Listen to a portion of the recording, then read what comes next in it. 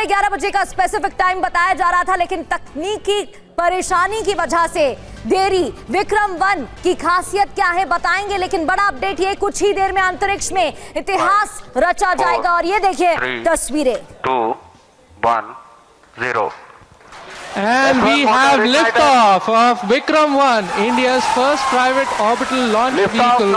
And we have great views coming from the tracking cameras. And isn't this quite something? विक्रम-1 ने अपनी उड़ान भरी, प्रथम चरण का प्रज्वलन प्रारंभ हो चुका है। विक्रम-1 ने प्रक्षेपण पथ को लांघकर आकाश को भेदने का निर्णय ले लिया है, एक ब्रह्मास्त्र की तरह। That's very true, Suyash and Akhil. I am awestruck at the sheer power that Stage 1 is producing. With this, we have two of our major prime mission objectives completed, which was successful ignition and safe tower clearance. That's right, and we're coming up on max Q now, which is the period of maximum aerodynamic pressure, where the vehicle faces its largest aerodynamic loads as it flies through this zone at Mach 1.5 at an altitude of nearly 9 kilometers. विक्रम-1 ने सफलतापूर्वक max क्षेत्र पार कर लिया है और दल काफी उत्साहित है इस समय। और विक्रम-1 प्रथम चरण के आगे बढ़ रहा है और हमें श्रीहरिकोटा व पोर्ट ब्लेयर पृथ्वी स्टेशन से मजबूत दूर संकेत मिल रहे हैं, जो बहुत ही अच्छी खबर है। 7, 6, 5, 4, 3, 2, 1, 0 And we have liftoff of Vikram-1, India's first private orbital launch vehicle. And we have great views coming from the tracking cameras. And isn't this Nominal chamber pressure values on the MCC screen.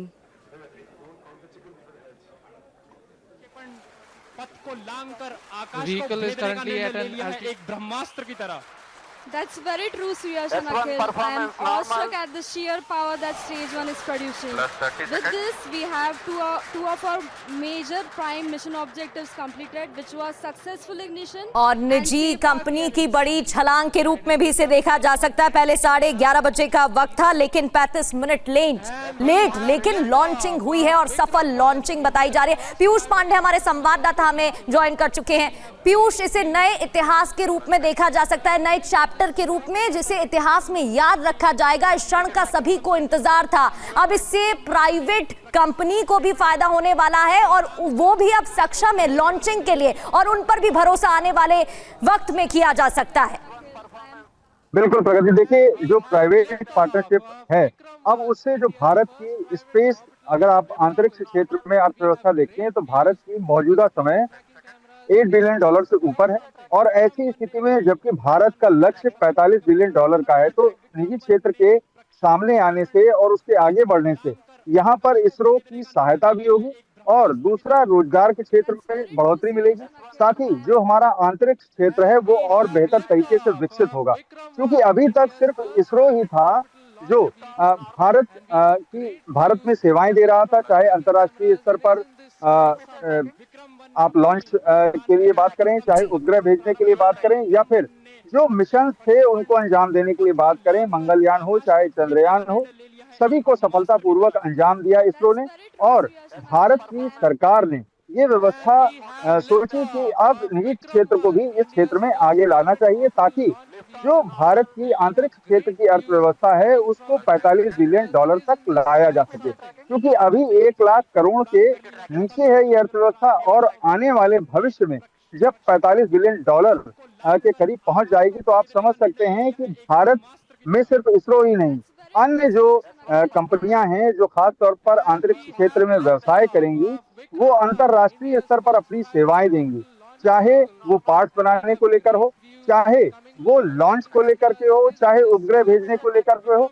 तमाम ऐसी सेवाएं हैं जो सार्वजनिक तौर पर दी जा सकती हैं, खास तौर पर निजी क्षेत्र द्वारा। अभी भी इसरो बहुत सारे ऐसे पार्ट्स हैं जो निजी क्षेत्र द्वारा बनाए जाते हैं। और अब जबकि पूरी तरह से लॉन्च में भी पार्टनरशिप इसरो द्वारा की गई है निजी क्षेत्र की, तो ऐसी स्थिति में जब प्रतिस्पर्धा होगी तो जाहिर सी बात है कि जो भारत का $45 बिलियन का लक्ष्य है अंतरिक्ष विज्ञान क्षेत्र से अर्थव्यवस्था में आगे बढ़ने का, वो अंजाम तक पहुंचाया जा सकेगा।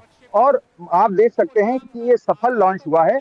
और ऐसी स्थिति में जबकि अंतरिक्ष विज्ञान क्षेत्र में इसरो पहले ही तमाम कीर्तिमान भारत में स्थापित कर चुका है, तो अब निजी क्षेत्र का इसमें पार्टिसिपेट करना ये स्पष्ट करता है कि भारत की रणनीति क्या है और अंतरराष्ट्रीय स्तर पर अगर आप अमेरिका को देखें कैसे आगे बढ़ रहा है। समय को देखते हुए माफी के साथ पीयूष आपको रोक रही हूं, लेकिन आने वाले वक्त के लिए भी एक ये बहुत बड़ी उपलब्धि है। बहुत बहुत शुक्रिया आपका जानकारी देने के लिए। इसरो का बोझ कम होगा और अब गगनयान जैसे प्रोजेक्ट्स पर इसरो ध्यान दे पाएगा।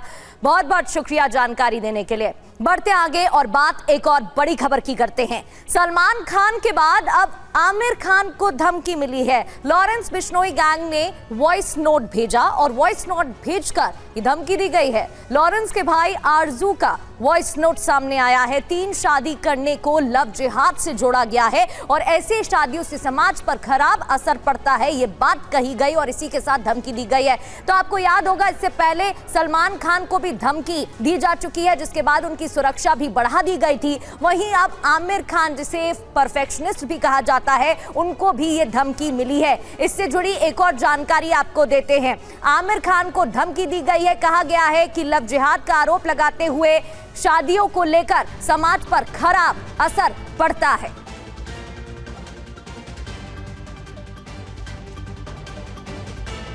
तो लॉरेंस गैंग ने वॉइस नोट जारी किया है और वॉइस नोट भेजकर यह धमकी दी है। तो लॉरेंस बिश्नोई की हिट लिस्ट में अब नया नाम जुड़ गया है और वो नाम है बॉलीवुड के सुपरस्टार आमिर खान का। 3 इडियट्स फेम रेंचो का आमिर खान की बात हो रही है। काला हिरण मामले में सलमान खान को धमकी मिली थी, आपको याद होगा। घर के बाहर फायरिंग का मामला सामने आया था और अब मिस्टर परफेक्शनिस्ट यानी आमिर खान को गैंगस्टर ने धमकी दी है, क्योंकि उन्होंने हाल ही में तीसरी शादी की है। गैंग ने एक ऑडियो नोट भेजा है और ऑडियो नोट के साथ सोशल मीडिया पोस्ट कर आमिर खान को धमकी दी गई है। इस धमकी में क्या कहा गया है वो भी हम आपको बता रहे हैं कि ऐसी शादियों से समाज पर खराब असर पड़ता है, अंजाम भुगतने की चेतावनी तक दी गई है। ये देखिए, ये वही पोस्ट है। टाइसन बिश्नोई और आरजू बिश्नोई की तरफ से ये पोस्ट किया गया है। लॉरेंस गैंग ने ये पोस्ट जारी कर धमकी दी है। वॉइस नोट भी जारी किया गया है और आमिर खान को धमकी दी गई है। सबक सिखाने की बात कही गई है।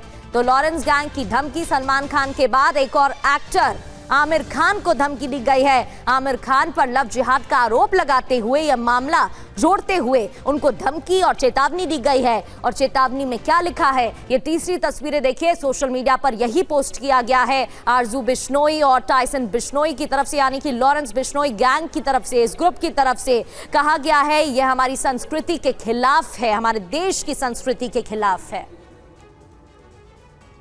तो आपको आगे बढ़ते हुए बताते हैं कि एक्टर आमिर खान की धमकी को लेकर सोशल मीडिया पर लॉरेंस गैंग की तरफ से क्या लिखा गया।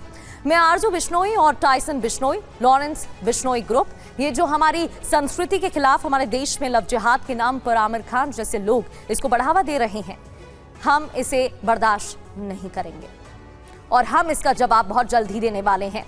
ये चीजें हमारे सनातन धर्म में और देश के खिलाफ हैं। हमारा, हमारे भाई बहनों और देशवासियों से वादा है कि जो भी इस घटिया हरकत को बढ़ावा देगा उसको हम अपने तरीके से जवाब देंगे। ये सभी बातें इस पोस्ट में लिखी गई हैं, वो मैं आपको बता रही हूँ। ये जो स्टारडम के नाम पर इस चीज को बढ़ावा दे रहे हैं, इनकी हम सांसें दबा देंगे, यानी कि धमकी दी गई है, जान से मारने की धमकी दी गई है। और क्या कहा गया है, इससे जुड़ी एक और जानकारी। लॉरेंस गैंग की धमकी के बाद आमिर के घर की सुरक्षा बढ़ा दी गई है। मुंबई पुलिस के कुछ और जवान आमिर खान के घर पर पहुंचे हैं और इस धमकी के बाद सुरक्षा को बढ़ाया गया है। एक्टर आमिर खान ने अब तक कोई शिकायत नहीं की है।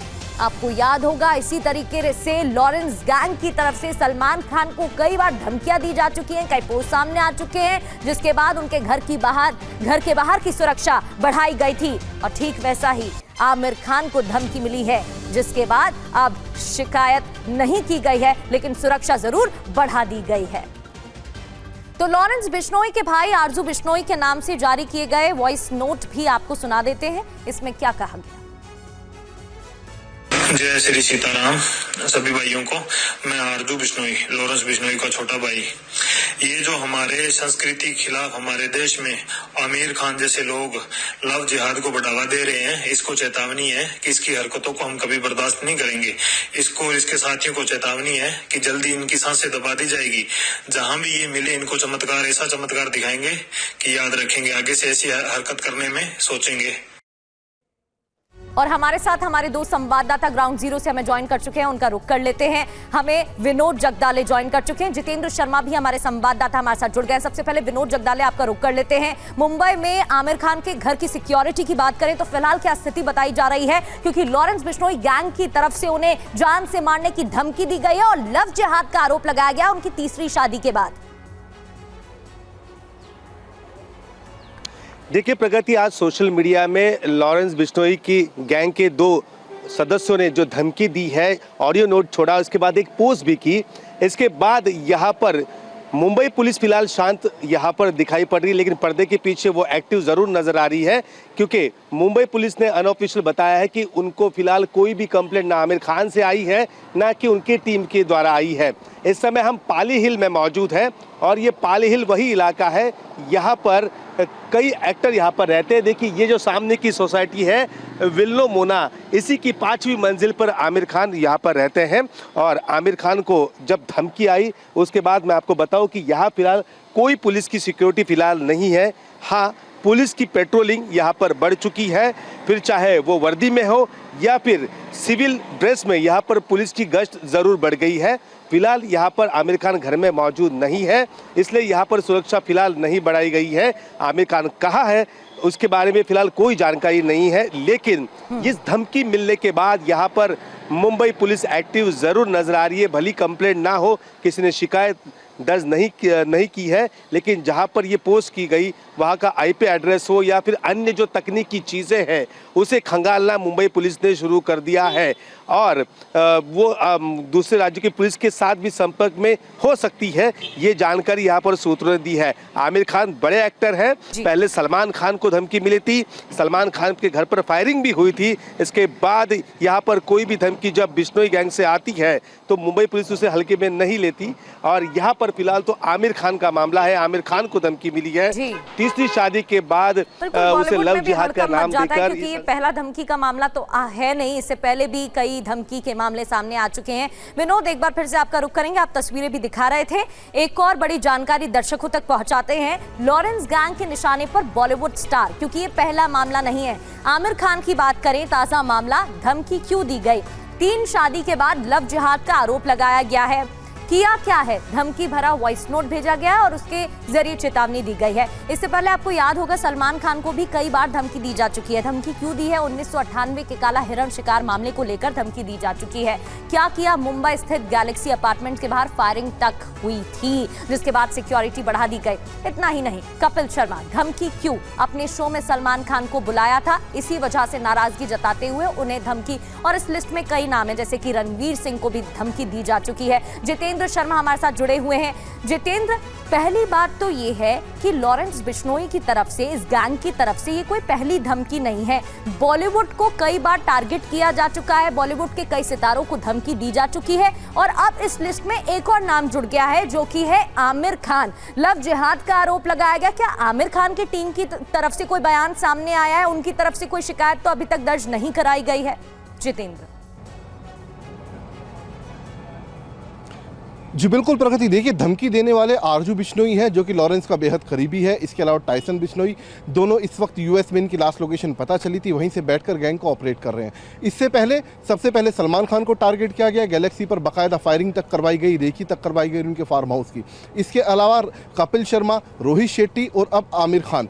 उसके बाद से लगातार जो मुंबई पुलिस है, जैसी ये धमकी मिली, मुंबई पुलिस तुरंत एक्शन मोड में आई है। कोशिश की जा रही है आमिर खान की जो टीम है उनसे संपर्क हो पाए, साथ ही आमिर खान से भी संपर्क करने की कोशिश की जा रही है।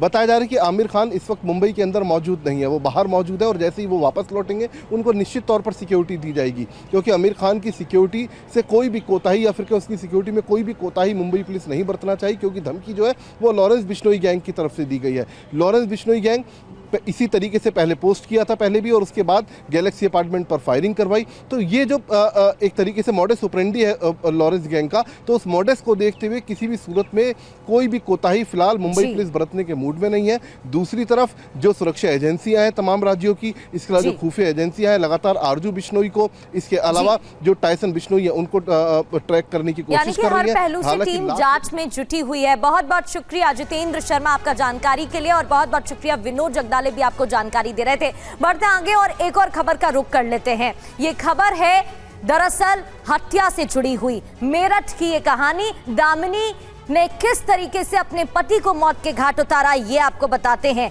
प्यार, फिर शादी, और उसके बाद ऐसा क्या हुआ कि खुशहाल परिवार की कहानी खौफनाक साजिश में बदल गई। मेरठ से सामने आई एक वारदात ने हर किसी को हैरान कर दिया है। आरोप ऐसे हैं जिन पर यकीन कर पाना मुश्किल है, और तरीका ऐसा जिसने पूरे मामले को देश भर में चर्चा का विषय बना दिया है।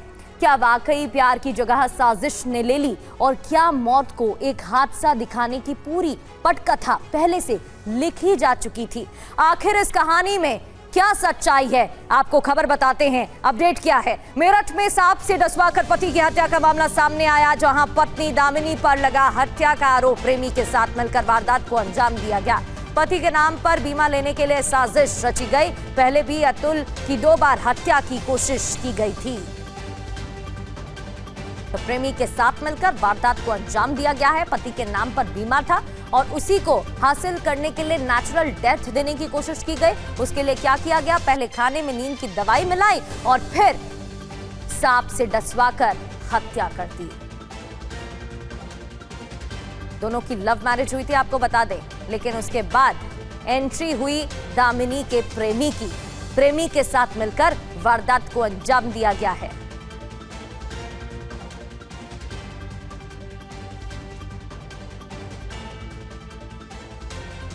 उसने ये बताया कि 2 सपेरों से मिलकर उसने एक सांप खरीदा था, और जो मृतक अतुल हैं वो एक विद्या प्रकाशन में ड्राइवर का काम करते थे पहले। इनका 20 लाख का बीमा था।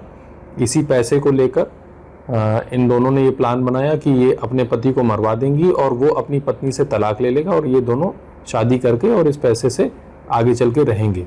इसमें जो बरामद सांप है उसे पोस्टमार्टम हेतु भेजा जा रहा है। जो टेक्निकल सर्विलांस और जो फ़ोन से हमें एविडेंस प्राप्त हुए हैं उनके एग्जामिनेशन के लिए इन्हें FSL भेजा जाएगा।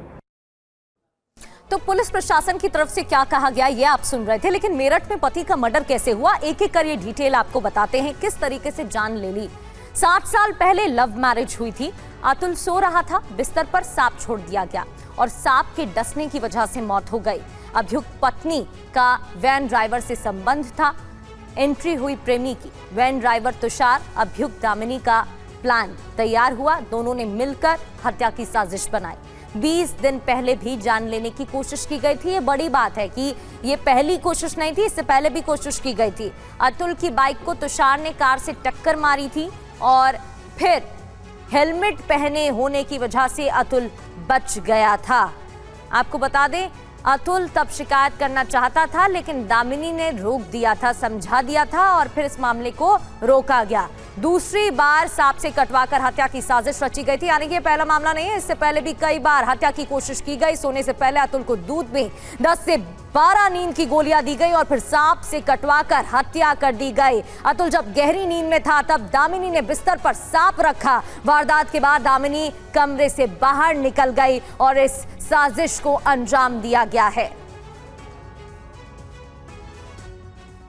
मेरठ, जहां कुछ महीनों के अंदर 2 ऐसे हत्याकांड सामने आए जिसमें सांप सिर्फ एक जीव नहीं रहा बल्कि कथित साजिश का हिस्सा बन गया। ये 2 तस्वीरें आप देख रहे हैं। एक केस में हत्या के बाद सांप रखकर मौत को सर्पदंश दिखाने की कोशिश का आरोप दिखाया गया और दूसरे मामले में आरोप है कि पति को सीधे जहरीले सांप से ही डसवा दिया गया। ताजा मामला हम आपको बता चुके हैं। दामिनी ने अपने पति को सांप से डसवाकर मार डाला। इससे पहले अमित कश्यप उर्फ मिक्की की मौत ने सभी को चौंका दिया। शव के पास जहरीला सांप मिला था, उसकी तस्वीरें भी आपको दिखा रहे हैं। इसलिए पहली नजर में मामला सर्पदंश का लगा था, लेकिन उसके बाद जब पुलिस ने मामले की साजिश के बारे में पता लगाने की कोशिश की तब एक एक कर पर्दाफाश हुआ और राज सामने आने लगे। तो ये 2 मामले मेरठ से ही हाल ही में सामने आ चुके हैं जिनको लेकर सवाल उठ रहे हैं। पुलिस अब हर पहलू से मामले की जांच में जुटी हुई है। एक के बाद एक ऐसे हत्या के मामले सामने आ रहे हैं। तो ये दो तस्वीरें आपको दिखा रहे हैं।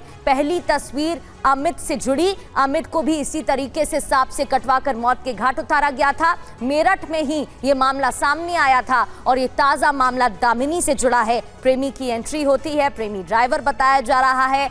दोनों की लव मैरिज हुई थी, उसके बावजूद दामिनी ने अपने पति को रास्ते से हटाने के लिए प्रेमी के साथ मिलकर साजिश रची और उसके बाद अपने पति को मौत के घाट उतार डाला। पुलिस को शक हुआ, पुलिस ने हर पहलू से जांच की और जांच करने के बाद परतें खुलती गई। पुलिस ने अब दोनों को पकड़ लिया है, पूछताछ की जा रही है और कड़ाई से पूछताछ की जा रही है, ये जानकारी मिल रही है। तो कातिल पत्नी की एक एक जानकारी आपको बता रहे हैं। दामिनी से जुड़े कई सबूत भी मिल चुके हैं। इससे पहले कई ऐसे मामले सामने आ चुके हैं, चाहे मुस्कान की बात हो या फिर सोनम की, जिनको लेकर भी सवाल उठते हैं। आंकड़े अक्सर सरकारों की उपलब्धियां बताते हैं। बात हमारी अगली ग्राउंड रिपोर्ट की, लेकिन उनकी असली कहानी जमीन पर लिखी जाती है। उत्तर प्रदेश में गौ संरक्षण को लेकर भी कई बड़े दावे किए जा रहे हैं। हमारी टीम ने इन दावों की हकीकत जानने के लिए सीधे मैदान में उतरकर पड़ताल की। देखिए।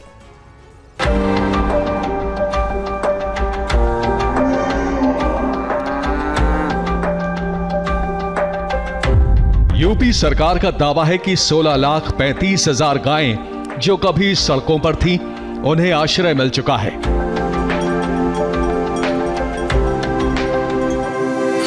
सरकार के मुताबिक इन गोवंशों को सिर्फ छत नहीं बल्कि खाना, इलाज और डिजिटल पहचान भी मिली। दावा यह भी है कि लोग बढ़ चढ़कर निराश्रित गायों को गोद ले रहे हैं। मगर क्या यह धरातल का सच है या सिर्फ कागजी ऐलान? सच्चाई जानने के लिए हमने रायबरेली से मथुरा तक पड़ताल की। सबसे पहले हमने ये समझने का प्रयास किया कि आखिर इन निराश्रित गायों को गौशालाओं तक लाया कैसे जाता है। कैटल कैचर जो भी वाहन है, उन वाहनों के माध्यम से यहाँ पे बाकायदा गौवंश के पशुओं को लाया जाता है और इसकी जानकारी गांव वाले या फिर शहर में नगरपालिका और तमाम तरह के जगहों पर दी जाती है, जिसकी वजह से उन्हें अगर कोई दिखता है कोई पशु तो उसके बाद वो लोग फ़ोन करते हैं। फ़ोन करने के बाद गाड़ी जाती है और गाड़ी में यहाँ पे पशुओं को लेकर लाया जाता है। निराश्रित गायों को गौशाला तक पहुंचाने की व्यवस्था जानने के बाद हम पहुंचे एक सरकारी गोवंश आश्रय स्थल। इन आश्रय स्थलों में हमें गायों के लिए कई सुविधाएं दिखी, जैसे कूलर, पंखे और पौष्टिक चारा भी। गौवंश के जानवरों के रहने की व्यवस्था जहाँ की गई है, वहाँ बड़े बड़े कूलर लगाए गए हैं।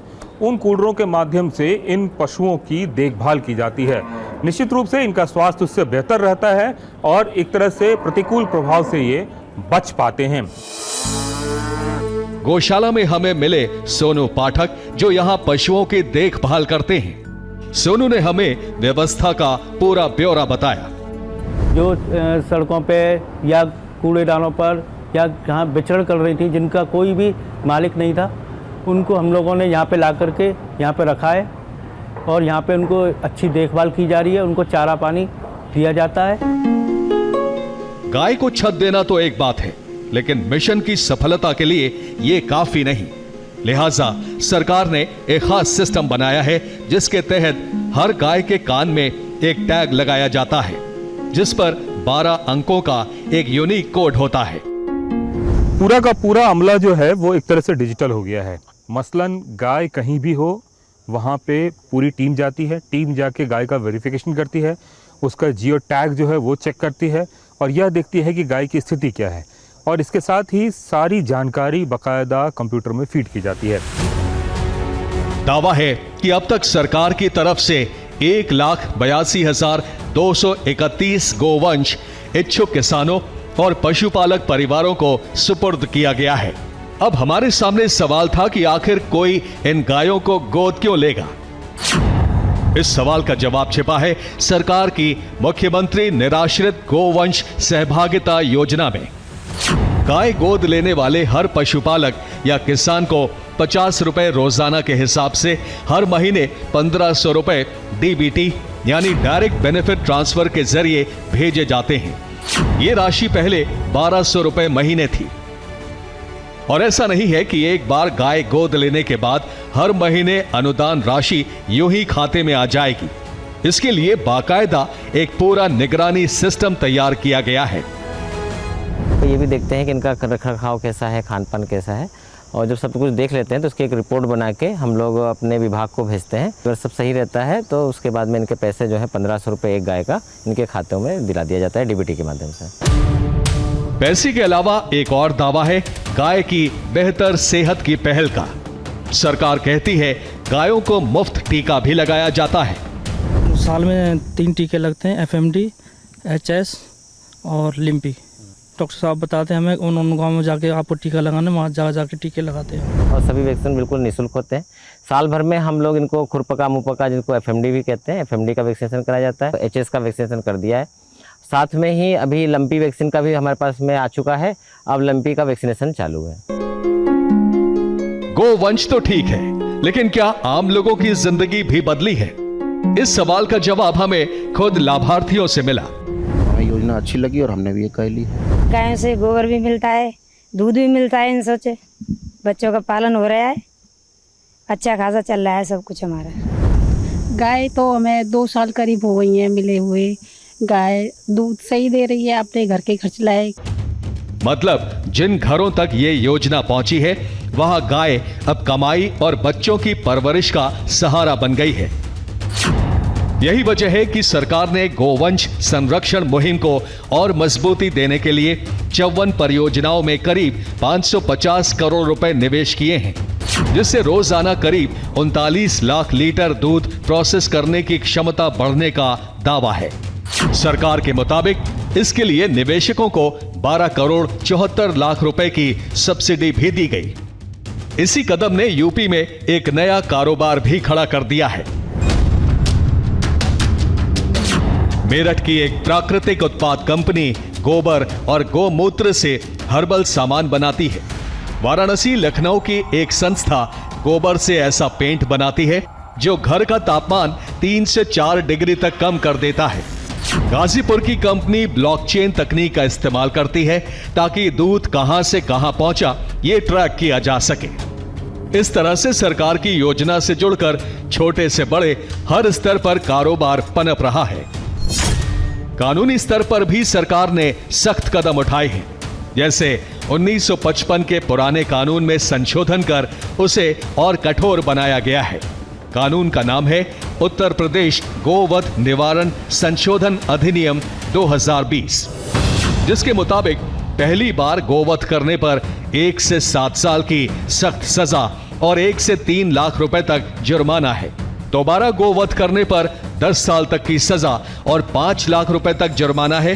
गाय को भूखा प्यासा रखने पर भी 1 से 7 साल की जेल और 1 से 3 लाख रुपए तक जुर्माना है। यानी अब गोवध ऐसा अपराध है जिसमें पकड़े जाने पर सीधे जेल जाना पड़ेगा और जमानत आसान नहीं होगी। दूसरी तरफ सरकार ने राज्य के सभी आश्रय स्थलों में 7500 से ज्यादा कैमरे लगाकर निगरानी भी बढ़ाई है। गौशाला में 64 कैमरे लगे हुए हैं जिनका निरंतर हम निरीक्षण करते रहते हैं। गौशालाओं को बायोगैस, गोबर से बना पेंट, दिए और वर्मी कंपोस्ट खाद जैसी चीजें बनाने के लिए भी प्रोत्साहित किया जा रहा है। मतलब अब गाय सिर्फ पालतू जीव नहीं बल्कि कमाई का जरिया भी है। देश में गौवंश को लेकर एक तो हम अभी नस्ल सुधार की बड़ी योजना चला रहे हैं। ब्राजील के सहयोग से एम्ब्रियो ट्रांसफर हो रहा है। एम्ब्रियो ट्रांसफर के माध्यम से हम बछिया बनाकर वो देने का काम कर रहे हैं। तो गाय के उत्पादन, दूध के उत्पादन के साथ साथ अब हम गाय के गोबर पर भी काम करने का काम कर रहे हैं। साबुन भी बनते हैं यहाँ, पाउडर है यहाँ गऊ का, और दीपक भी हैं, हवन सामग्री है हमारे, लकड़ी बनती है गोबर की हवन के लिए, कंडा भी बनते हैं हमारे यहाँ। हमारी पड़ताल में गौ संरक्षण अभियान का जमीनी असर नजर आया। आश्रय स्थल, डिजिटल टैगिंग, गोद लेने की योजना और दुग्ध क्षेत्र में निवेश, इन दावों की पुष्टि हुई। लेकिन करोड़ों की योजनाओं की असली कसौटी यही होगी कि इन व्यवस्थाओं की गुणवत्ता और निरंतरता भविष्य में भी बनी रहे।